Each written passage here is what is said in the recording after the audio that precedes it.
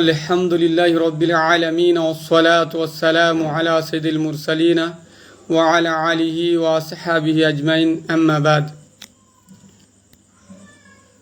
আমি আপনাদের সম্মুখে বর্তমান প্রেক্ষাপটে কিছু গুরুত্বপূর্ণ কথা তুলে ধরার প্রয়াস করব। ওমা তাওফিক ইল্লা বিল্লাহ। আর বিষয়টি হচ্ছে যে খারেজি বা কওমি মাদ্রাসাকে কেন্দ্র করে বিভিন্ন জন বিভিন্ন কথা বলছে। কেউ বলছে যে এই মাদ্রাসার কি প্রয়োজন রয়েছে, আবার কেউ বেড়ে গিয়ে অতিরঞ্জন করে এবং বাড়াবাড়ি করে এবং ঈর্ষাবশত বা বিভিন্ন ভুল তথ্যের ভিত্তিতে মাদ্রাসাকে সন্ত্রাসের আখড়া বলেও আখ্যায়িত করতে দ্বিধাবোধ করছে না। অতএব সেই প্রসঙ্গে কিছু গুরুত্বপূর্ণ কথা ধর্ম, জাতি, বর্ণ নির্বিশেষে সকলের উদ্দেশ্যে অতি গুরুত্বপূর্ণ কিছু কথা আমি আপনার তুলে ধরব এবং তা নিয়ে একটু চিন্তা ভাবনা করবেন। যারা তথাকথিত মুসলিম, যাদের ইসলামের কোনো বিদ্যা নেই, নামেই তাদের মুসলিমটা আছে মুসলিম, এবং যারা নাস্তিক বা অমুসলিম, যারা ইসলাম সম্পর্কে সঠিক ধারণা তাদের নেই, তারাও হয়তো ভুলবশত এই ধরনের কিছু বিষয় অন্তরে পোষণ করে থাকতে পারেন এবং তাদের সেই ধরনের কিছু বহিঃপ্রকাশও দেখতে পাওয়া যেতে পারে মিডিয়ায়। তো আমাদের উচিত হচ্ছে যে মাদ্রাসা শিক্ষার আসল উদ্দেশ্য তাদের কাছে সঠিকভাবে তুলে ধরা, যাতে তাদের সেই ভুল ভ্রান্তিগুলো দূর হয় এবং সেই শিক্ষা ব্যবস্থা সম্পর্কে তারা একটি গুরুত্বপূর্ণ তথ্য পায় এবং তারা সেই বিষয়ে মূল্যায়ন করে এবং বুঝতে শিখে। এটা হচ্ছে আসল উদ্দেশ্য আজকের বক্তব্যের। তো মাদ্রাসা শিক্ষা মানুষ গড়ার কারখানা, নৈতিক সভ্যতার প্রাণশক্তি এবং জাতির ভবিষ্যতের নিরাপত্তা। এটা কখনোই সন্ত্রাসের আঁতুড়ঘর নয়। এটা কোনো অপসংস্কৃতি বা অনৈতিক কোনো শিক্ষা প্রতিষ্ঠান নয়। মানবজাতির ইতিহাসে এমন কোনো যুগ খুঁজে পাওয়া কঠিন যেখানে শিক্ষা ছাড়া কোনো জাতি উন্নতির যে শিখর, সেই শিখরে পৌঁছেছে এইরকম আপনার কোনো নিদর্শন আপনি খুঁজে পাবেন না। শিক্ষা মানুষকে অন্ধকার থেকে আলোর পথে নিয়ে যায়, অজ্ঞতা থেকে জ্ঞানের দিকে নিয়ে যায় এবং পশ্চাৎপদতা থেকে সভ্যতার দিকে অগ্রসর করে।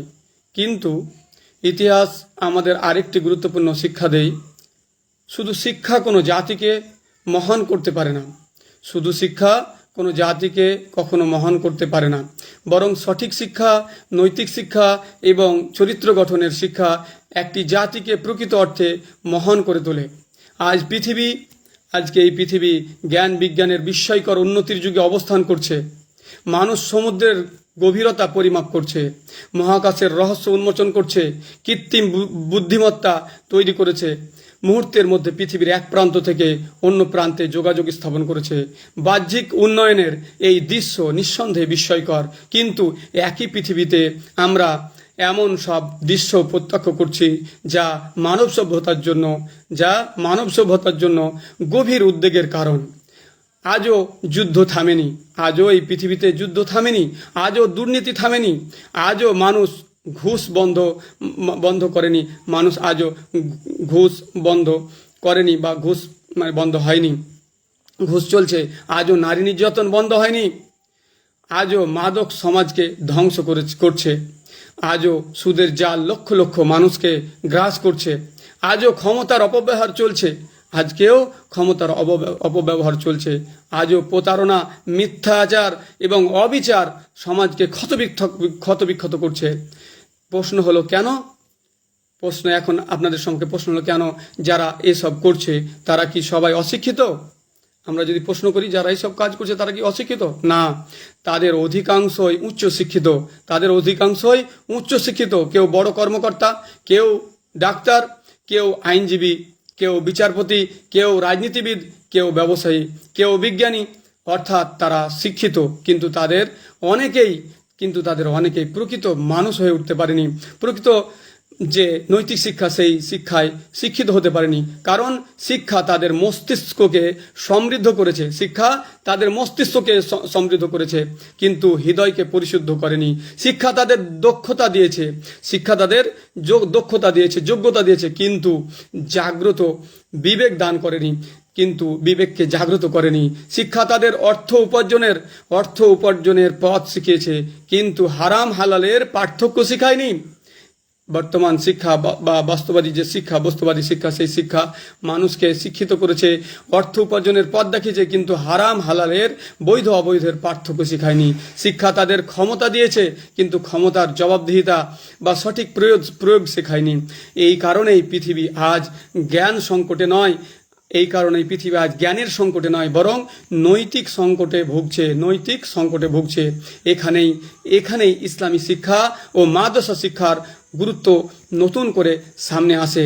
এই ইসলামী শিক্ষা মানুষের হাতে শুধু বই তুলে দেয় না, বরং তার হৃদয়ে আল্লাহভীতি জাগিয়ে তোলে। ইসলামী শিক্ষা শুধু কর্মজীবনের প্রস্তুতি দেয় না, যে আপনি এই বাস্তব জীবনে আপনি ঘর বাড়ি তারা কি উন্নতি এসব কিছু করবেন, শুধু এই কর্মজীবনের প্রস্তুতি শেখায় না, বরং মানুষকে তার জীবনের উদ্দেশ্য শেখায়। ইসলামী শিক্ষা শুধু পৃথিবীতে কিভাবে বাঁচতে হবে তা শেখায় না, বরং কেন বাঁচতে হবে, কার জন্য বাঁচতে হবে এবং মৃত্যুর পরে কোথায় যেতে হবে, এই প্রশ্নগুলোর উত্তর শেখায়, এই প্রশ্নগুলোর যথাযথ উত্তর দেয়। আজ যদি আমরা একটি শিশুকে জিজ্ঞেস করি, তুমি বড় হয়ে কি হতে চাও? আজকে আপনি যদি কোনো শিক্ষার্থীকে জিজ্ঞাসা করেন, কোনো স্টুডেন্টকে জিজ্ঞাসা করেন, কোনো শিশুকে জিজ্ঞাসা করেন, তুমি বড় হয়ে কি হতে চাও, সে বলবে ডাক্তার হতে চাই, ইঞ্জিনিয়ার হতে চাই, বিজ্ঞানী হতে চাই, প্রশাসক হতে চাই। এগুলো সবই ভালো আকাঙ্ক্ষা, কিন্তু ইসলামী শিক্ষা আরও একটি প্রশ্ন শেখায়, আরও একটি বিষয় শেখায়, তুমি কেমন মানুষ হতে চাও। কারণ একজন সৎ ডাক্তার হাজার মানুষের জীবন বাঁচাতে পারে, কিন্তু একজন সৎ ডাক্তার হাজার মানুষের জীবন বাঁচাতে পারে। আর একজন অসৎ ডাক্তার অর্থের লোভে রোগীর ক্ষতি করতে পারে। একজন সৎ বিচারক ন্যায় প্রতিষ্ঠা করতে পারে, আর একজন অসৎ বিচারক নিরাপরাধকে কারাগারে পাঠাতে পারে। একজন সৎ ব্যবসায়ী সমাজকে সমৃদ্ধ করতে পারে, আর একজন অসৎ ব্যবসায়ী খাদ্যে ভেজাল মিশিয়ে মানুষের জীবন বিপন্ন করতে পারে। অতএব সমাজের সবচেয়ে বড় প্রয়োজন শুধু দক্ষ মানুষ নয়, বরং সৎ ও নৈতিক মানুষ এর প্রয়োজন। আর এই নৈতিক মানুষ তৈরির কারখানার নাম হলো মাদ্রাসা। মাদ্রাসা মানে কেবল একটি শিক্ষা প্রতিষ্ঠান নয়, মাদ্রাসা মানে এমন একটি পরিবেশ যেখানে একটি শিশুকে প্রথম দিন থেকেই শেখানো হয়, আল্লাহ তোমাকে দেখছেন, তুমি যা কিছু করছো গোপনে প্রকাশে সমস্ত কিছু তোমার প্রতিপালক যিনি তোমাকে সৃষ্টি করেছেন তিনি দেখছেন। মিথ্যা বলো না, অন্যের হক নষ্ট করো না, অন্যের অধিকার নষ্ট করো না, চুরি করো না, প্রতারণা করো না, পিতামাতার অবাধ্য হয়েও না, পিতামাতার সঙ্গে সৎ ব্যবহার করো, প্রতিবেশীকে কষ্ট দিও না, তাদের দুঃখে সুখে তাদের সাথে থাকো, তাদের সঙ্গে সৎ আচরণ করো, দুর্বলকে সাহায্য করো, মানুষের সাথে ভালো ব্যবহার করো। এটাই মাদ্রাসা শিক্ষা ব্যবস্থা শিখায়। এই ধর্মীয় শিক্ষা, ইসলামী শিক্ষা দিয়ে থাকে একজন শিশুকে, এইভাবে বড় করে লালন পালন করে। চিন্তা করে দেখুন, যে শিশু এই শিক্ষার মধ্যে বড় হয় সে কি সমাজের জন্য হুমকি হতে পারে? সেই প্রতিষ্ঠান কি সন্ত্রাসের আখড়া হতে পারে, নাকি সে সমাজের নিরাপত্তা ও কল্যাণের কারণ হবে? বলুন, বর্তমান সময়ে কিছু মহল থেকে মাদ্রাসা শিক্ষাকে অবমূল্যায়ন করার চেষ্টা চলছে দেখা যাচ্ছে। কেউ মনে করেন মাদ্রাসা কেবল অতীতমুখী একটি শিক্ষা ব্যবস্থা, কেউ মনে করেন আধুনিক যুগে এর কোনো প্রয়োজন নেই, আবার কেউ আরও অন্যায়ভাবে মাদ্রাসাকে সন্ত্রাসের সাথে যুক্ত করার অপচেষ্টা করেন। কিন্তু বাস্তবতা সম্পূর্ণ ভিন্ন। একটি প্রশ্ন করা যেতে পারে সকলের কাছে যারা এই ধরনের কথা বলেন, যে প্রতিষ্ঠান প্রতিদিন শিক্ষার্থীদের কোরআনের শিক্ষা দেয় যে অন্যায় করো না, যে প্রতিষ্ঠান শিক্ষা দেয় মানুষের অধিকার নষ্ট করো না, যে প্রতিষ্ঠান শেখায় একজন নিরাপদ মানুষকে হত্যা করা সমগ্র মানব জাতিকে হত্যা করার সমান, যে প্রতিষ্ঠান শেখায় সত্যবাদিতা জান্নাতের পথ অর্থাৎ স্বর্গের পথ যাই বলেন সেই পথ দেখায় যে সেই প্রতিষ্ঠান কিভাবে সন্ত্রাসের কারখানা হতে পারে, সেই প্রতিষ্ঠান কিভাবে কুসংস্কার এবং অপসংস্কৃতির ঠিকানা হতে পারে। বরং সমাজে যখন নৈতিকতা ধ্বংস হয় তখন মাদ্রাসায় নৈতিকতার শেষ আশ্রয়স্থল হয়ে দাঁড়ায়। বাস্তবতা হলো মাদ্রাসা হাজার হাজার ইয়াতিম অর্থাৎ যারা পিতৃ এবং হারা এবং মাতৃহারা শিশুর আশ্রয়স্থল। এটা হচ্ছে এতিমদের আশ্রয়স্থল। মাদ্রাসা লক্ষ লক্ষ দরিদ্র শিশুর শিক্ষার সুযোগ। মাদ্রাসা কোটি কোটি মানুষের ধর্মীয় ও নৈতিক পথ নির্দেশনার কেন্দ্র। মাদ্রাসা এমন একটি প্রতিষ্ঠান যা সমাজে চরিত্রবান মানুষ তৈরির কাজ করে চলেছে। আজ পৃথিবীর সবচেয়ে বড় সংকট প্রযুক্তির অভাব নয়। আজকে পৃথিবীর সবচেয়ে বড় সংকট প্রযুক্তির অভাব নয়। প্রযুক্তি দিন দিন বেড়েই চলেছে, বৃদ্ধি পেয়েই চলেছে।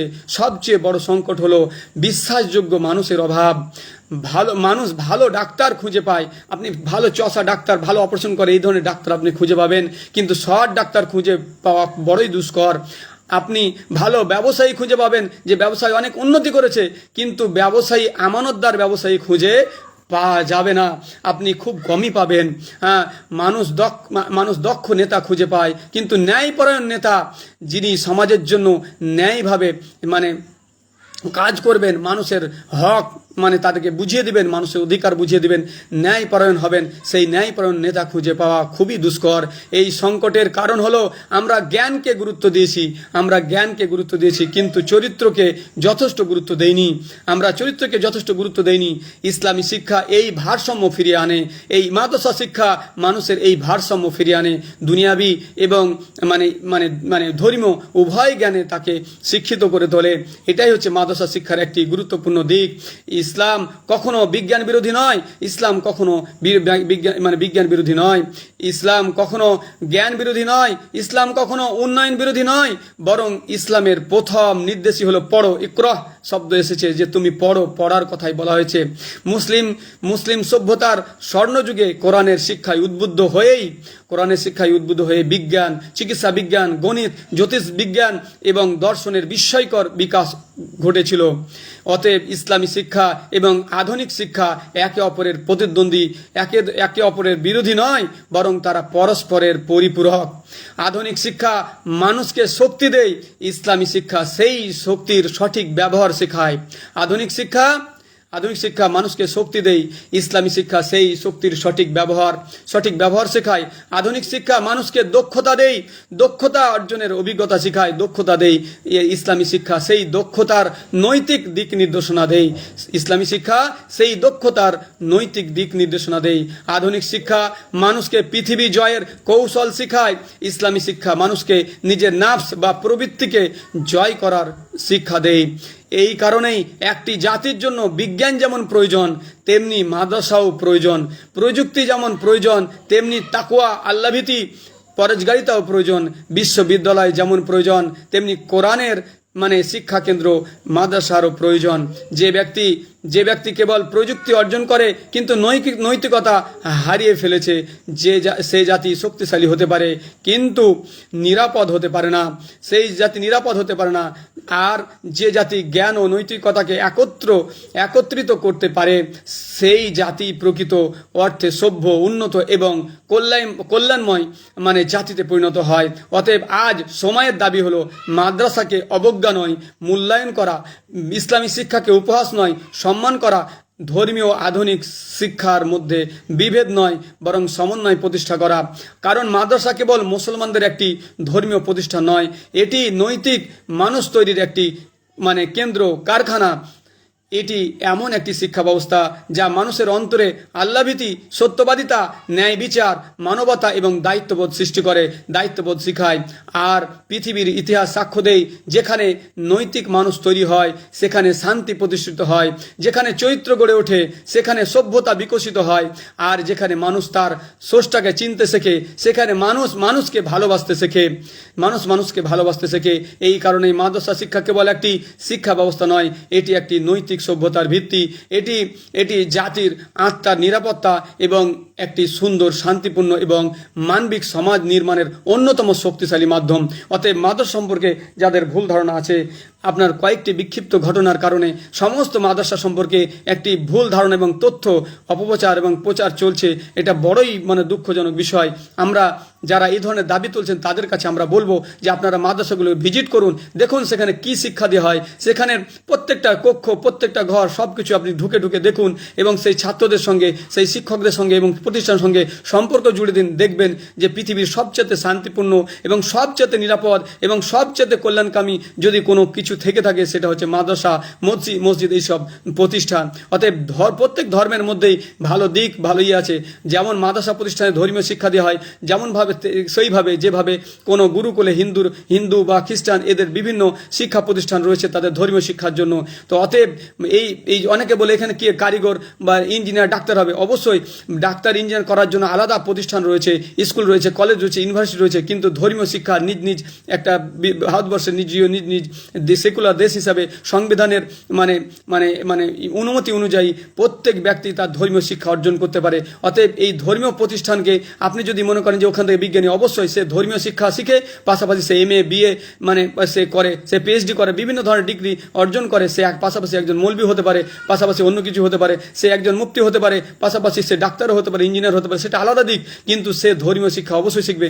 যার মধ্যে ধর্মীয় শিক্ষা থাকবে না সে হারাম হালাল বুঝবে না, সে ভালো মন্দ বুঝবে না। কেন ধর্মীয় শিক্ষা এমন একটা শিক্ষা যে মানুষকে প্রকৃত মানুষ করে। কেন পৃথিবীর অন্যান্য শিক্ষায় আপনাকে তারা কি উন্নতি শিখাবে, বড় কিভাবে হবেন, কিভাবে অর্থ উপার্জন করবেন, কিভাবে করবেন, কিন্তু সেখানে আপনি কখনোই মানবতার বহু কথা বললেও আমি যদি বলি এই জিনিসটা আমি করবো, ভালো সমাজ সেবা করবো, যদি বলি কেন করব, আর কেন করব না, এর প্রশ্ন কিন্তু আপনি কোনো এই ধরনের শিক্ষায় পাবেন না। কিন্তু ধর্মীয় শিক্ষায় এই জিনিসটা পাবেন যে তুমি যদি ভালো কাজ করো, পুণ্যের কাজ করো, এর জন্য তোমার জন্য রয়েছে পরকালীন সুখ, শান্তি, জান্নাত বা স্বর্গ, যাই বলেন, প্রত্যেক ধর্মে একটা কনসেপ্ট রয়েছে। আর যদি অন্যায় করো, পাপ করো, চুরি, জেনা, সুদ, ধর্ষণ বা যে কোনো ধরনের অন্যায়, করাপশন যদি করো, তাহলে এর জন্য তোমার কি রয়েছে, জাহান্নাম বা নরক রয়েছে। এই জন্য মানুষ এই ধর্মীয় শিক্ষায় মানুষকে পাপবোধ শিখায় এবং সেই পাপবোধ থেকে পাপ কোন জিনিসটা সেটা চিনিয়ে সেই পাপ থেকে বিরত থাকতে শেখায়, অন্যায় থেকে দূরে থাকতে শেখায় এবং কোনটা কল্যাণময় কাজ যার জন্য জান্নাত রয়েছে সেই ভালো কাজগুলো মানুষকে দান করা, মানুষের পাশে থাকা, একমাত্র আল্লাহরই ইবাদত করা এবং তার সাথে কাউকে শরিক না করা, মানুষের সাহায্যে থাকা, প্রত্যেকটা কল্যাণমূলক কাজে উৎসাহিত করে ধর্ম।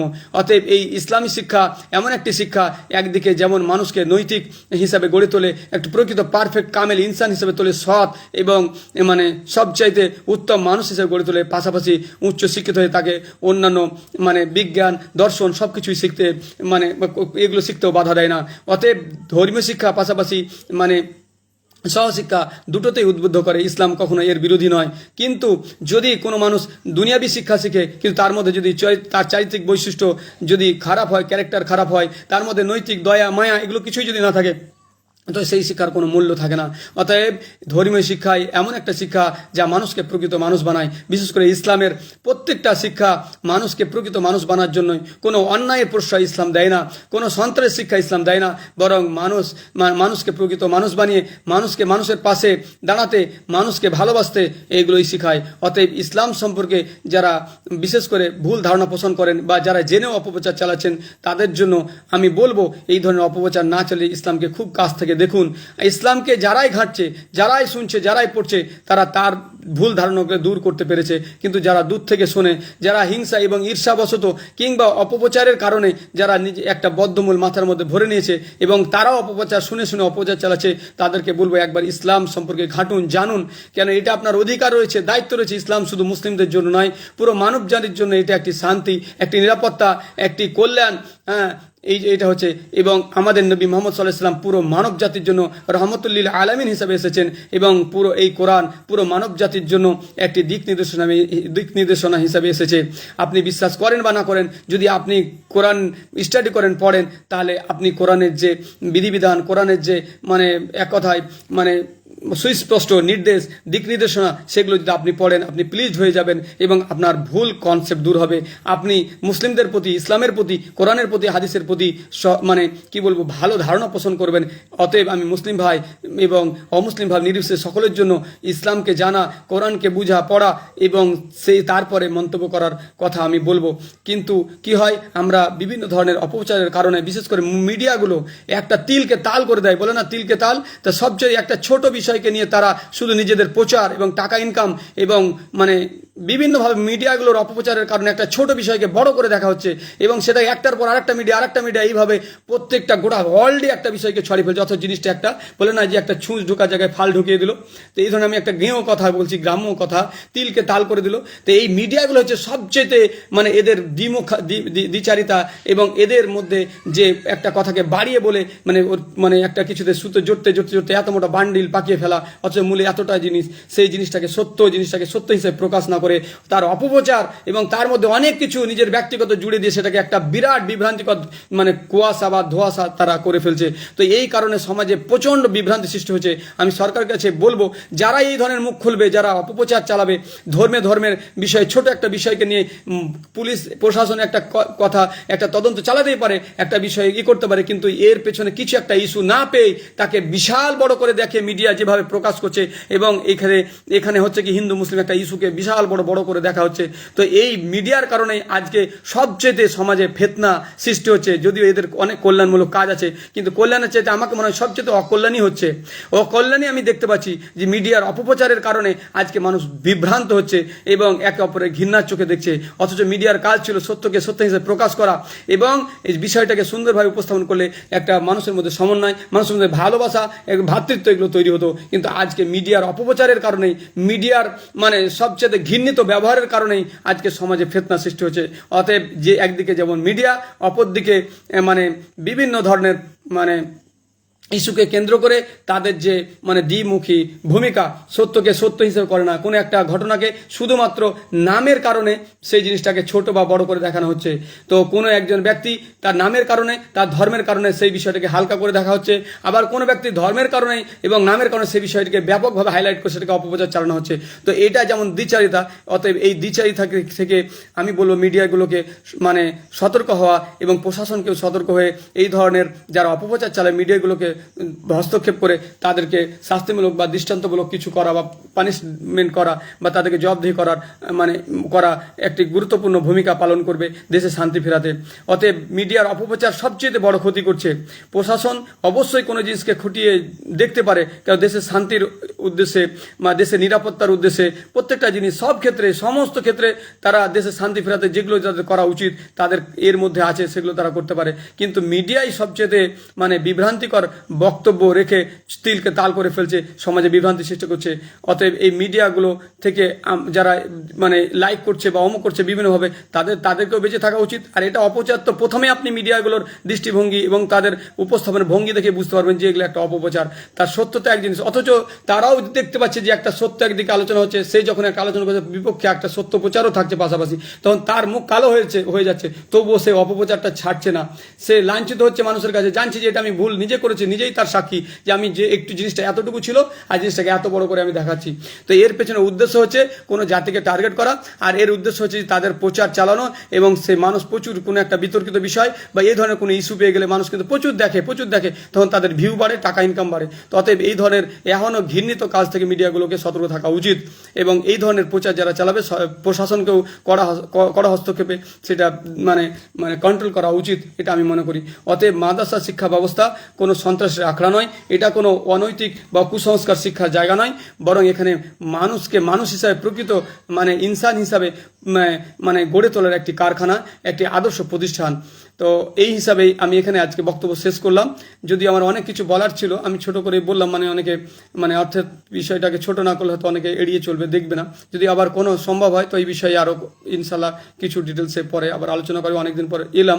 কেননা আসল কথা হচ্ছে কি অনেক দিনই আসেনি, দেখলাম যে এই বিষয়টি নিয়ে কঠিন মানে পক্ষে বিপক্ষে বিভিন্ন ধরনের অপপ্রচার চলছে, অথচ এই বিষয়ে মানে অধিকাংশ মানুষই মানে সেই ধরনের জ্ঞান রাখে না। যারা হয়তো উঠা বসা করে জানে মাদ্রাসা সম্পর্কে, তারা ভালো ধারণা পোষণ করে ভালো কিছু কথা বলছেন। হ্যাঁ, আর বেশিরভাগই দেখছি কিছু কিছু মানুষ এই বিষয়ে না জেনেই এমন এমন কথা বলছেন, মুখ খুলছেন, অথচ প্রতিষ্ঠানগুলো সবচেয়ে যদি শান্তির পরিবেশ কোথাও থাকে আপনি দেখবেন মসজিদ আর মাদ্রাসা। আমি আমার শুধু ধর্মীয় প্রতিষ্ঠান বা ধর্মীয় জিনিস বলে বলছি না, আপনি পৃথিবীর কোনো জায়গায় শান্তি খুঁজে না পেলে আমি বলবো সে মুসলিম অমুসলিম নির্বিশেষে সমস্ত মানুষ যারা দিশেহারা হয়ে আছেন, অন্তরে প্রশান্তি আপনাদের হারিয়ে গেছে, তারা একবার মসজিদে এসে 10 মিনিট বসে দেখবেন যে এখানে কি হয়, কি করা হয়।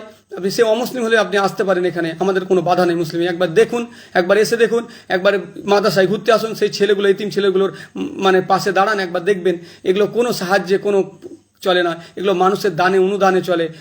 এখানে সমস্ত গরিব শিশু এগুলো মানুষ হয়, কিছু মুসলিমে হয়তো শিক্ষিত ধনী মানুষের ছেলেরাও পড়ে। কেন ধর্মীয় শিক্ষা আমাদের কাছে শিক্ষা হচ্ছে ফরজ, যে প্রত্যেকটা মানে আদম সন্তানকে আমাদের মানে এই যে ইসলামিক শিক্ষা, এই শিক্ষার গুরুত্ব দেওয়া হয়েছে, বিশেষ করে পুরো মুসলিমের জন্য এই শিক্ষাটাকে ফরজ করে দেওয়া হয় মুসলিম নরনারীর জন্য, যে প্রত্যেক নারী যে তলাবুল ইলমে ফারিজাতুন আলা কুল্লি মুসলিম, যে প্রত্যেকটা মুসলিম ব্যক্তির জন্য ইসলাম শিক্ষা করা ফরজ। অতএব এই ফরজ শিক্ষার জন্যই আমরা আমাদের মানে ধর্মীয় মানে শিক্ষাকে প্রতিষ্ঠিত রাখার জন্য এই মাদ্রাসা বা মসজিদ মক্তবকে আমরা প্রতিষ্ঠিত রেখেছি। এখানে কোনো সন্ত্রাসের এটা কোনো আখড়া নয়, বরং এটা একটা শান্তির প্রতিষ্ঠান, এটা শান্তির বার্তা দেওয়ার জায়গা।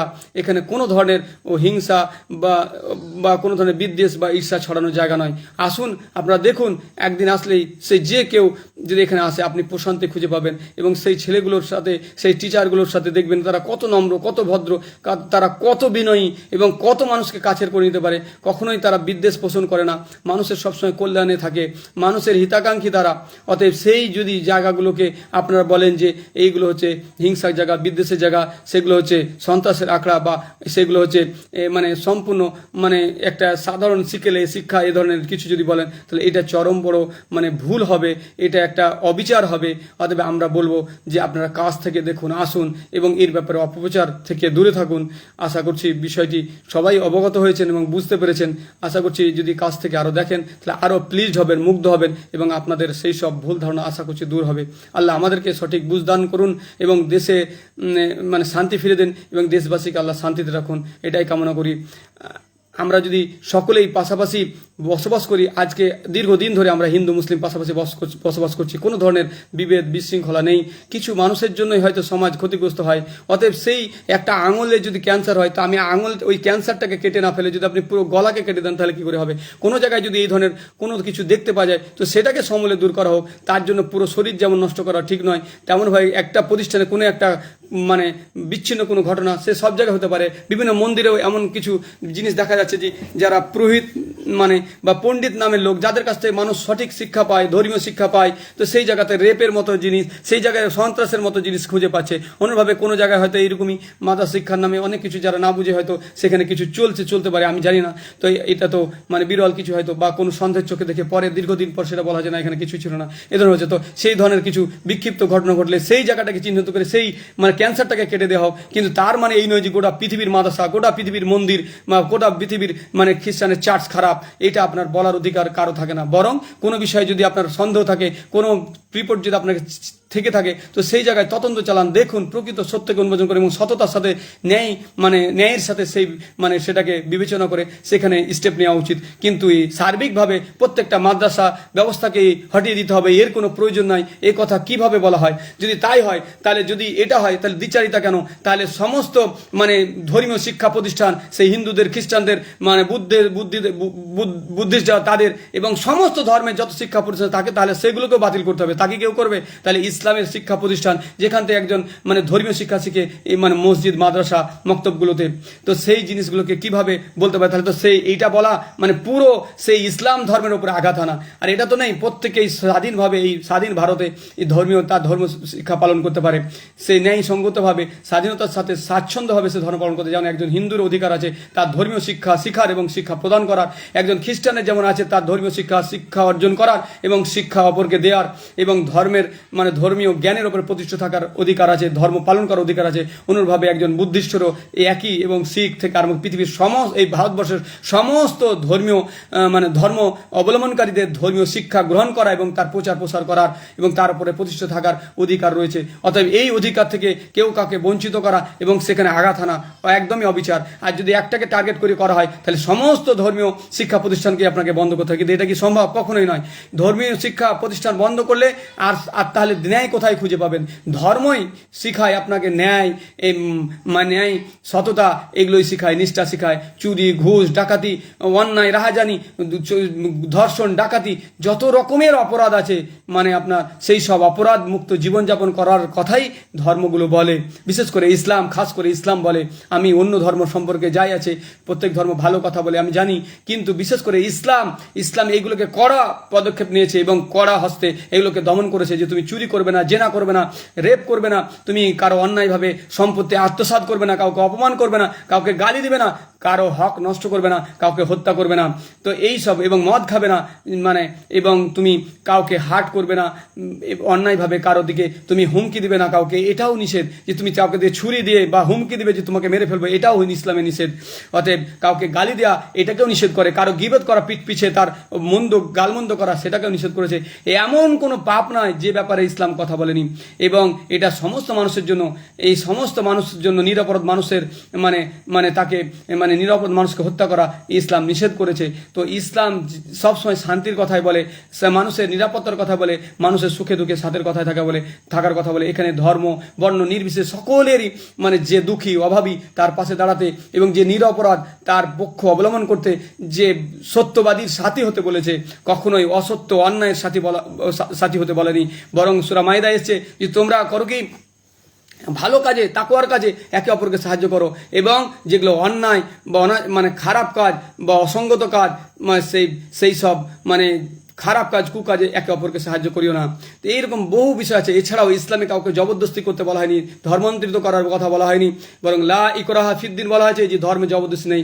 ধর্ম এমন একটা জিনিস, যদি সত্য ধর্ম হয় তাকে জোর করে চাপানোর প্রয়োজন নেই। ধর্ম যদি সত্য হয় তো মানুষ যতই বিরোধিতা করুক, একদিন সে তার বিবেক, তার মস্তিষ্ক তার কাছে বশ্যতা স্বীকার করবে, সে মাথা নত করবে, এবং তার প্রাণ গেলেও সেই জায়গা থেকে সে ফিরে আসবে না। আর যদি সেটা অসত্যের ভিত্তির উপরে দাঁড় করে তো সেটা টলমল হবে। আজ আছে কাল স্বার্থের কারণে বা বিভিন্ন কারণে জানের ভয় সে পালিয়ে যাবে। কিন্তু একজন প্রকৃত মুসলিম, তাকে যদি মেরেও ফেলা হয়, তাকে ফাঁসির কাস্টেও যদি ঝুলিয়ে দেওয়া হয়, সে কখনোই তার সেই সত্য যেটাকে উপলব্ধি করেছে, বিশ্বাস, সেই বিশ্বাস কেউ ভাঙতে পারবে না। অতএব মুসলিমরা যেমন কাউকে ধর্ম জোর করে চাপিয়েও দেয় না, এবং সে যদি সঠিক প্রকৃত মুসলিম হয় তাহলে সমস্ত অন্যায় থেকে বেঁচে এবং সমস্ত কষ্ট নির্যাতন সহ্য করার পরেও ইসলামের উপরে সে টিকে থাকবে। এটা একজন প্রকৃত মুসলিমের বৈশিষ্ট্য। সে যদিও তার উপর অবিচার করা হয়, অন্যায় করা হয়, তবুও সে সত্য থেকে ফিরবে না, সে মিথ্যা ফিরে দাঁড়াবে না, বিমুখ হবে না, সত্য বিমুখ হবে না, মিথ্যা কথা বলবে না, মিথ্যার সাক্ষ্য দিবে না, সে চুরি করবে না, অন্যায় করবে না। কেউ অন্যায় করেছে বলেই তার উপরে যে অন্যায় চড়া হবে সেটাও সে হবে না, বরং সে ন্যায় এবং সত্যর পক্ষ নিবে এবং সে তার উপরে অটল থাকবে। এই জন্য বলা ইয়া মুকাল্লিবাল কুলুব সাব্বিত কলবি আলা দিনিক। ইয়া আল্লাহ, তুমি আমার অন্তরকে কি করো, ইয়া মুকাল্লিবাল কুলুব সাব্বিত কলবি আলা দিনিক, যে তুমি আল্লাহ আমাকে দিনের উপরে প্রতিষ্ঠিত রাখো, দৃঢ় রাখো। হে অন্তরের পরিবর্তনকারী, আমার অন্তরকে আমাকে করো কি, আমাকে সত্যের উপরে, হকের উপরে, সত্যের উপরে প্রতিষ্ঠিত রাখো। সব সময় দোয়া করি, রব্বানা আতিনা ফিদ দুনিয়া হাসানাতাম ওয়া ফিল আখিরাতি হাসানাতাম ওয়া কিনা আযাবান নার। হে আল্লাহ, তুমি দুনিয়াতেও কল্যাণ দান করো, এই দোয়া আমাদেরকে শেখানো হয় ইসলামে, এবং আমাদেরকে আখিরাতেও, তুমি দুনিয়াতেও কল্যাণ দান করিও এবং আখিরাতেও কল্যাণ দান করিও, এবং সেই জাহান্নাম, সেই আগুন থেকে আমাদেরকে রক্ষা করিও।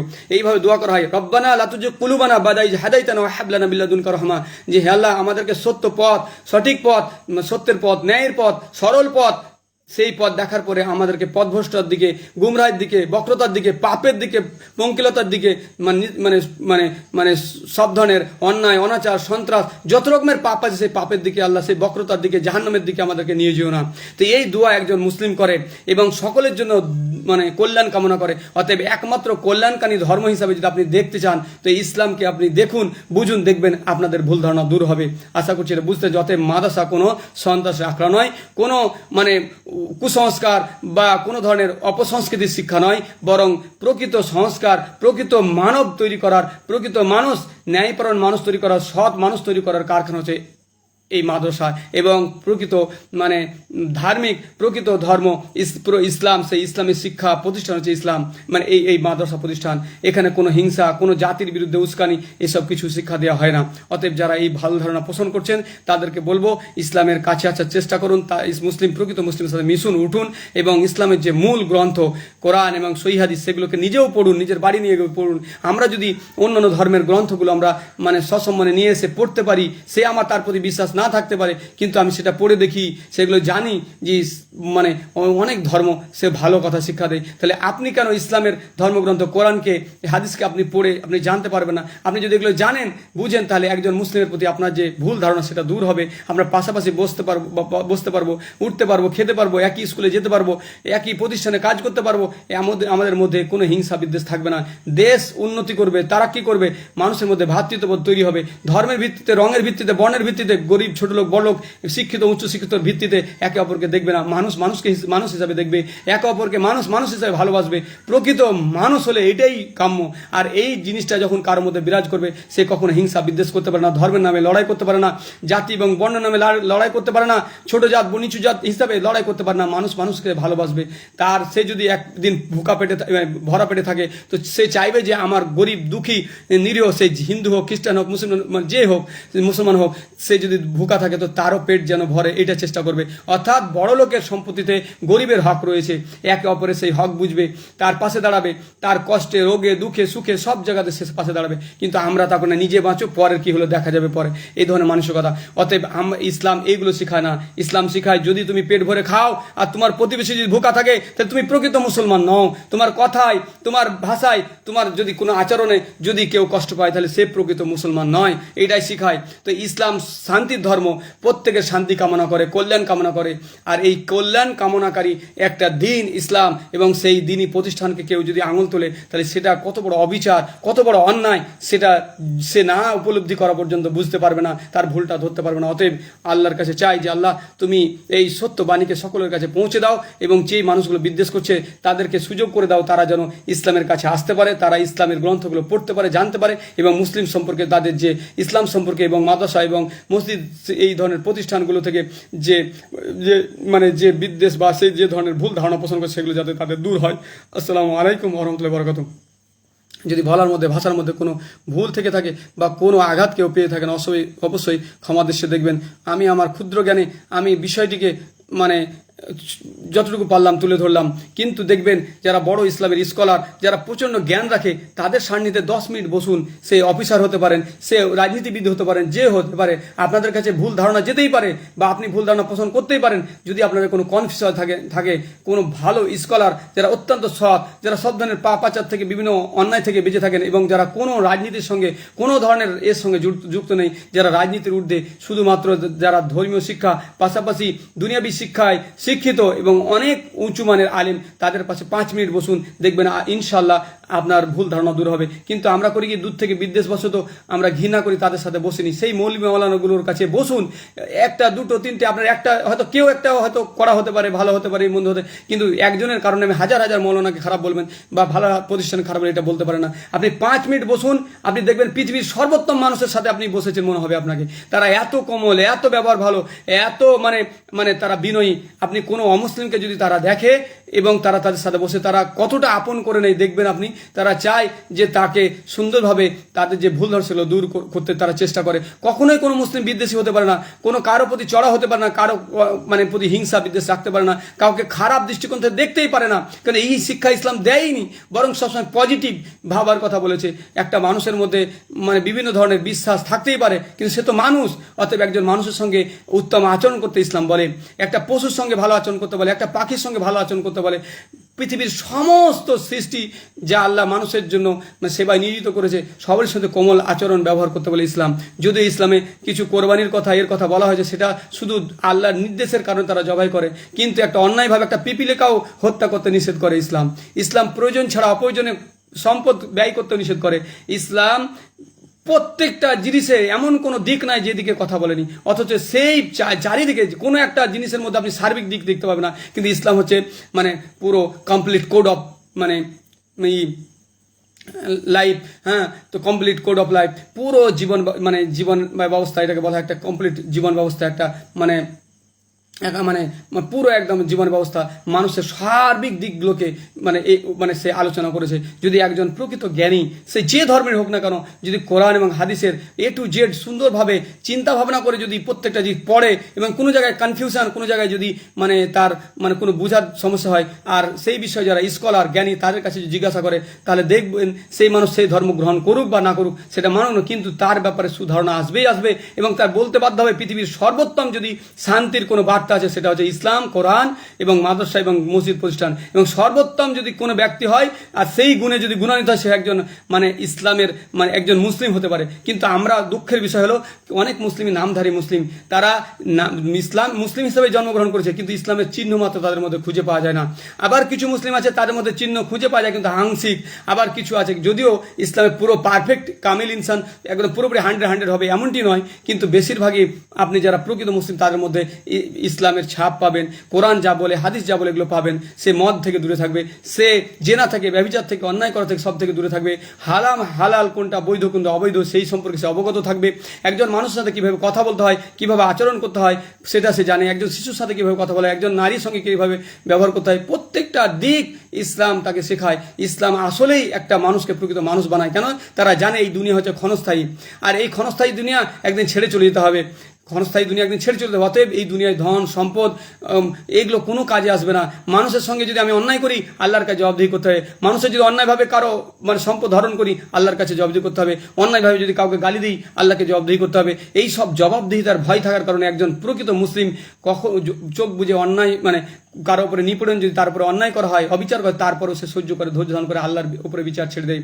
আর সে ন্যায় পদ্ধতিতে ন্যায়সঙ্গতভাবে তার হক আনার চেষ্টা করে, হক পাওয়ার চেষ্টা করে। যদি তাও না পেয়ে থাকে তবু আল্লাহর প্রতি সে অসন্তুষ্ট হয় না, জানে যে নিশ্চয়ই এর মধ্যে কোনো কল্যাণ রয়েছে। সে জেলে থাকার পর একটা নিরাপদার মানুষকে ISS এর গুপ্তচর বা অমুক তমুক বিভিন্ন সন্ত্রাসী আখ্যা দিয়ে 18 বছর 19 বছর জেলে রেখে দেওয়ার পরে হঠাৎ একদিন বেকুসুর খালাস করে দেওয়া হচ্ছে, তারপরেও সে অভিযোগ করে না, সে মনে করে যে হয়তো এটাই আল্লাহর ভাগ্য থেকে আল্লাহর পক্ষ থেকে ছিল। কিন্তু সেই মানুষ তার পুরো জীবনটাকে শেষ করে দিল, তার সেই যৌবনটাকে শেষ করে দিল, তারপরে একদিন সে মুক্ত হয়ে গেল, কিন্তু তারপরে অভিযোগ রাখে না। অথচ সেই ধরনের ব্যক্তিগুলোকেই আজকে গালমন্দ করা হচ্ছে। সেই প্রতিষ্ঠান থেকে এত ভালো ভালো মাওলানা, সেই মাওলানায় কেউ মাস্টার কেউ ডাক্তার, আজকে আলিয়া ইউনিভার্সিটিতে যত বড় বড় প্রফেসরগুলো আছে এবং দেখবেন তারা অনেক উচ্চ শিক্ষিত, তারা ইসলামিক শিক্ষা সম্পর্কে জানে। অনুরূপভাবে মাদ্রাসা যে খারেজি মাদ্রাসা আছে সেখানেও অনেক উচ্চ শিক্ষিত মানুষ আছে যারা সাইকুল হাদিস, যারা মানে ইংরেজি বাংলা আরবি সব কিছুই তারা জানে। কে বলেছে সেখানে আরবি হয় না? হ্যাঁ, প্রতিষ্ঠানকে প্রতিষ্ঠানের মতো যদি তৈরি করতে না পারে তাহলে সেটা অবশ্যই দুঃখজনক। যে আমি 14 বছর একটি ছেলে আর একটা প্রতিষ্ঠান আরবি প্রতিষ্ঠানে পড়ছে তো আরবি বলতে পারে না, তাহলে এটা অবশ্যই দুঃখজনক। কিন্তু আপনি প্রকৃত প্রতিষ্ঠানগুলো দেখুন, সেখানে মাতৃভাষার মতো তারা বাংলা বলতে পারে, আরবি বলতে পারে, ইংলিশ বলতে পারে, হিন্দি বলতে পারে, উর্দু বলতে পারে। এটাই তো একটা মুসলিমের কামাল। দেখেন আপনি মুসলিম থেকে পাবেন দোভাষী হিসাবে, মুসলিম থেকে সব জায়গায় ভূমিকা পালন করবেন, পৃথিবীর সমস্ত কল্যাণ কাজে তাদেরকে অংশগ্রহণ পাবেন। তারা কখনোই ভালো কাজে পিছিয়ে আসে না, তারা দেখে না হিন্দুকে মুসলিমকে, এটা দেখে না, বরং ইসলাম শিখায় তুমি মানে একজন মুসলিম, পাশাপাশি একজন ভালো প্রতিবেশী, পাশাপাশি ভালো একজন দেশবাসী। তুমি একজন আসলে আমরা এই মাতৃভূমি, এই দেশকে, আমরা দেশে মানুষ হয়েছি, বড় হয়েছি, এই দেশকে আমরা ভালোবাসি, আমাদের প্রাণ থেকে ভালোবাসি, কেউ যেতে চায় না। আপনি যদি কাউকে বলেন কাজের সূত্রে 10 বছর 12 বছর বাইরে থাকতে পারে, কিন্তু সে সারা জীবন সেখানে মানে থাকতে পারে না। দেখবেন সে তার মন পড়ে থাকে সেখানে, সে বোম্বাই মানে দিল্লি, বিশেষ করে বিদেশে যদি কুয়েত কাতার বাহরাইন যেখানেই থাকার পর তার মন টিকে থাকে, বাড়ি কবে যাবো কবে যাবো, কিন্তু টাকার অভাবে এখানে কোনো কল কারখানা, কোনো তারা কি উন্নতি নাই। শিক্ষিত হওয়ার পরে সে কিছু টাকার জন্য পেটের জন্য বাইরে থাকছে, তারপর মন পড়ে থাকে, 1 বছর পর বাড়ি এসে তার কত আনন্দ ফিরে আসে। মাতৃভূমির মায়া কেউ ভুলতে পারে, কিন্তু তার মানে এই নয় যে আপনি এমন কিছু বলবেন যে মাতৃভূমি মানে কয়েকটা কথা কয়েকটা এটা না বললে সে নাকি দেশকে ভালোবাসে না। তো এই ধরনের ভুল ধারণা, এর কারণে সে তার বিরুদ্ধে আপনি উৎসাহ করবেন, বিভিন্ন ধরনের প্রপাগান্ডা চালাবেন, এগুলো কিন্তু নয়। অতএব একজন ন্যায়পরায়ণ সে শাসক আসে যায়, যেই শাসকই আসুন তারা যদি সত্যিকারের জনগণের হক ফিরিয়ে দেন, দেশে শান্তি ফিরিয়ে দেন, তাদের অধিকারগুলোকে যদি মূল্যায়ন করেন এবং ধর্ম বর্ণ নির্বিশেষে সবারই অধিকার অধিকার চেষ্টা করেন সাধ্যমতো, সবটাই যে পারবেন বলে মানে নাই, সব এটা সম্ভবও নয় কোন মানুষের পক্ষে, কিন্তু মানুষের সার্বিকভাবে বিশেষ করে গরিব দুঃখী মানে মানে কাঙাল এবং যারা পাহাড় যোগ্য এবং যারা মানে বেকার যুবক, যারা চাকরির জন্য ফিরে ফিরে মানে বেড়াচ্ছে, শেষে অটো চালাচ্ছে, রিক্সা চালাচ্ছে, বিভিন্ন ধরনের কর্মসংস্থানে গিয়ে মানে অত শিক্ষিত হয়ে 2-4টে রুজির জন্য হয়তো 8,000-5,000 বেতনে কাজ করছে, এইভাবে তারা কেউ কেউ চুল পেকে গেল, চাকরি পেল না, অথচ উচ্চ শিক্ষিত, তারা ফ্লুয়েন্ট ইংলিশ বলে, ভালো বাংলা বলে, তারপর দেখা যায় যে সে হিন্দু খ্রিস্টান নির্বিশেষে বিভিন্ন শিক্ষিত ছেলেদের বেকার জীবনযাপন করছে, কী করবে, অগত্যায় বাইরে যাচ্ছে।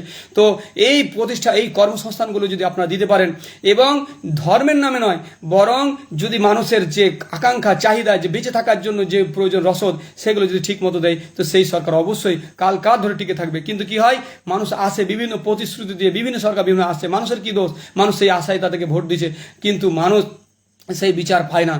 সরকার বদলায় কিন্তু তাদের ওই গরিব মানুষগুলো জীবন বদলায় না।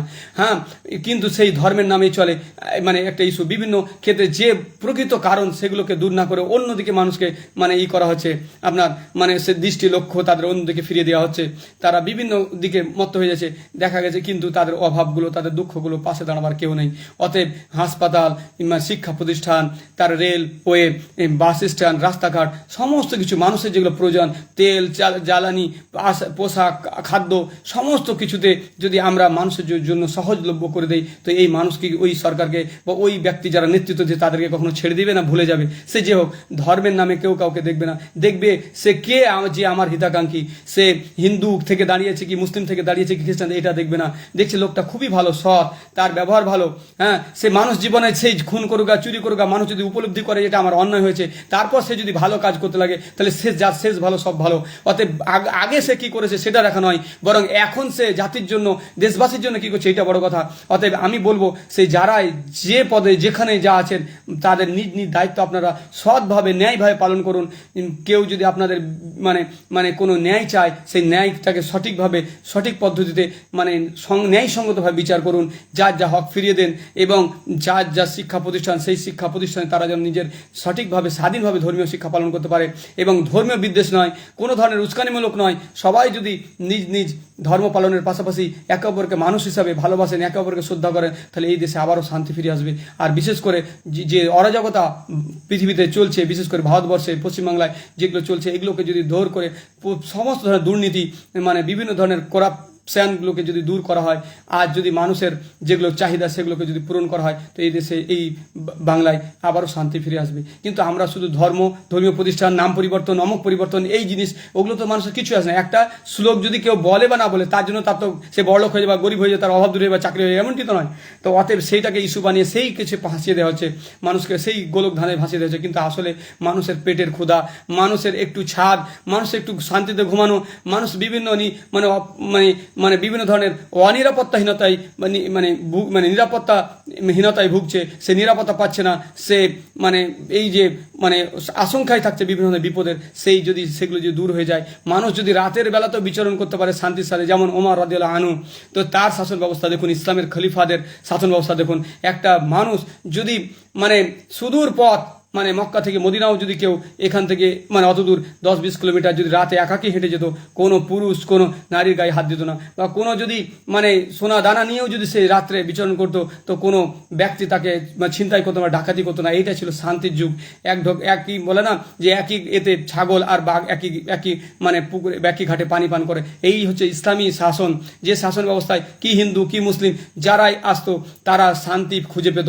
তো এইটা ছিল ইসলামিক। আমি চাইছি সেই ইসলাম, তার ঐতিহ্য, তার সেগুলো সে রেখেছে, এগুলো যদি কেউ পড়ে তাহলে বুঝবে ইসলাম আসলে কোনো ধরনের অন্যায় অনাচার শিখায় না। তো ঠিক আমি বলবো, এখানে যেহেতু গণতন্ত্র চলছে, এখানে গণতান্ত্রিকভাবে নেতারা নির্বাচন হয়েছেন, মানুষ তাদেরকে চুনেছেন, মানুষ তাদেরকে ভোট দিয়েছেন শুধুমাত্র তাদের শান্তির আশায়, তাদের কিছু রুজি রুটির আশায়, তাদের নিরাপত্তার আশায়। অতএব তাদের নিরাপত্তাকে ফিরিয়ে দেন, শান্তি ফিরিয়ে দেন, মানে সৎ মানে নাগরিক হিসাবে, সৎ নেতা হিসাবে মানুষের কাছে পরিচয় দেন। দেখবেন আপনাদেরকে আবার ভালো চোখে দেখবে, মানুষ আপনাদেরকে স্মরণ রাখবে, দিনে রাতে আপনারা যদি দোয়া করবে, বিপদ থেকে মুক্ত থাকার দোয়া করবে, এবং আপনারা নিরাপদ থাকবেন। এবং আপনারা যদি মানুষকে নিরাপদ রাখেন, আপনারাও নিরাপদ থাকবেন, আপনারাও শান্তিতে ঘুমাবেন, তারাও শান্তিতে খাবে, দেশে শান্তি বিরাজ করবে, এবং আপনারাই ঘুরে বারবার আসবেন। কিন্তু যদি হটকারিতা, মানুষের অভাব অনটন যদি দূর না করতে পারেন, ফিতনা ফাসাদ বেড়ে যায়, আন্দোলন তৈরি হয়, তাহলে আবার যত তাড়াতাড়ি গদিতে এসেছিল তত তাড়াতাড়ি গদি হটে যাবে।